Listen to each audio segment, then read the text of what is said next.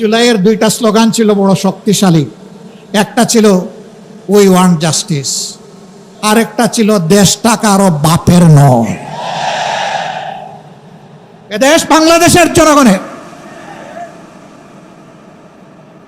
আধিপত্যবাদের দূষরদেরকে তাড়া দেখিয়ে শত শত আলিম উলামা বুকের তাজা রক্ত এবং জীবন দিয়ে এই দেশবাসীকে জীবন এনে দিয়েছেন। আমরা সেই আলিম উলামার সাথে বিশ্বাসঘাতকতা করব না। আমাদের যে যুব সমাজ, যে শ্রমিক সমাজ, যে কৃষক সমাজ, আপামর জনগণ, এমনকি 4 বছরের শিশু জীবন দিয়ে আমাদেরকে ঋণী করে গিয়েছে, আমরা তাদেরকে কথা দিচ্ছি আমরা তোমাদের সাথে বেঈমানি করব না। তোমাদের স্বপ্ন বাস্তবায়নে আমরা অবিচল সামনে এগিয়ে যাব ইনশাআল্লাহ। আমরা গভীরভাবে আস্থাশীল, ইনশাআল্লাহ আমাদের নয় জনগণের বিজয় হবে ইনশাআল্লাহ। যেই 70% জনগণ ফ্যাসিবাদের বিরুদ্ধে দৃঢ় অবস্থান নিয়েছে গণভোটে হ্যাঁ বলে, সেই জনগণের বিজয় হবে। নতুন করে কেউ ফ্যাসিবাদ কায়েম করতে গেলে তাদেরকে অনুরোধ করব, নিকট অতীতের যাদেরকে এখন বুকে টেনে নিয়ে আপনারা এই নির্বাচনের বৈতরণী পার হয়েছেন, যাদের হাতে পায়ে ধরে ইঞ্জিনিয়ারিং করে ক্ষমতায় এসেছেন, তাদের পরিণতি থেকে শিক্ষা গ্রহণ করুন। সম্মানিত ভাই ও বন্ধুগণ, তারা সংসদে দাঁড়াইলেই বলেন একটা সুষ্ঠু নির্বাচনের মধ্য দিয়ে গঠিত সরকার।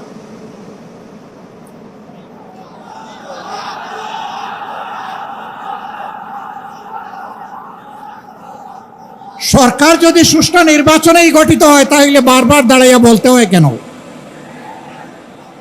মেকিয়াভেলির একটা কথা আছে, তুমি যদি কোনো মিথ্যাকে এস্টাবলিশ করতে পারো তাহলে একবার বললে হবে না, 100বার বলতে থাকো। হ্যাঁ, ইতিমধ্যেই রাজসাক্ষী 2 জন পাওয়া গেছে। একজন সাবেক সরকার, এই ইন্টারিম গভর্নমেন্টের একজন উপদেষ্টা, তিনি বলেছেন আমরা ওদেরকে মেইন স্ট্রিম হতে দেইনি, ওরা পাওয়ার কথা ছিল 168, আমরা এদেরকে নামিয়ে এনেছি 68-তে। তাইলে তিনি স্বীকার করে নিয়েছেন যে একটা নিরপেক্ষ সরকারের অংশ হয়ে তিনি দেশবাসীর সাথে বিশ্বাসঘাতকতা করেছেন। তিনি বলেন নাই যে আমি নামিয়ে এনেছি, বলেছেন আমরা নামিয়ে এনেছি, বহু বচন। তাইলে বাকি বচনগুলা কারা?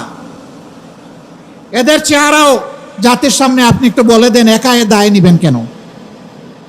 আরেকজন সংসদের ভিতরে স্থানীয় সরকার পল্লী উন্নয়ন প্রতিমন্ত্রী, তিনি বলেছেন যুবকরা ছাত্ররা আন্দোলন করে ফ্যাসিবাদের পতন ঘটিয়েছে, আমরাও ছিলাম। তবে ডক্টর মোহাম্মদ ইউনূস ক্যাপ্টেইনের হাতে লন্ডনে গিয়ে পতাকা দিয়ে এসেছেন, ক্যাপ্টেইনের হাতে নাকি ট্রফি দিয়ে এসেছেন। ট্রফি যদি আগেই ক্যাপ্টেইনের হাতে চলে যায় তাহলে এটা ছিল নির্বাচন নামের তামসা। তারা স্বীকার করে নিচ্ছেন মৌলানা মামুনুল হক সংসদে গেলে কি হতো?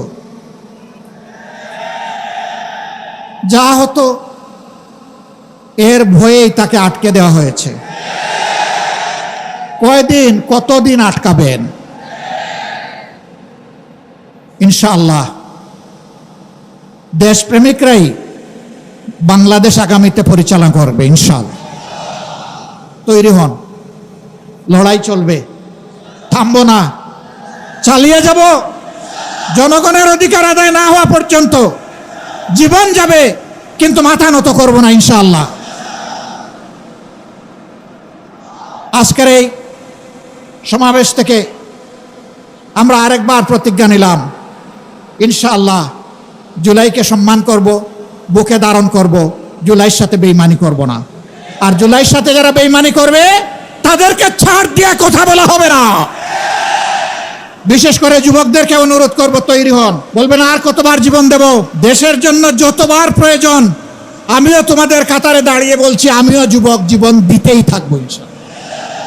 বিড়ালের মতো বাঁচতে চাই না 100 বছর, 1000 বছর, সিংহের মতো বাঁচতে চাই 1 সেকেন্ড। এর মাঝে আর কোনো কম্প্রোমাইজ হবে না ইনশাআল্লাহ। আধিপত্যবাদের কোনো ষড়যন্ত্র বরদাস্ত করা হবে না, সব কিছুকে ছিন্ন ভিন্ন করে দেওয়া হবে ইনশাআল্লাহ। সবাইকে আবারও আরেকটি অনিবার্য লড়াইয়ের জন্য প্রস্তুতি নেওয়ার আহ্বান জানিয়ে আমার বক্তব্য এখানেই শেষ করছি। আল্লাহ হাফেজ। বাংলাদেশ জিন্দাবাদ। বাংলাদেশ খেলাফত মজলিস জিন্দাবাদ। আসসালামু আলাইকুম ওয়া রাহমাতুল্লাহ।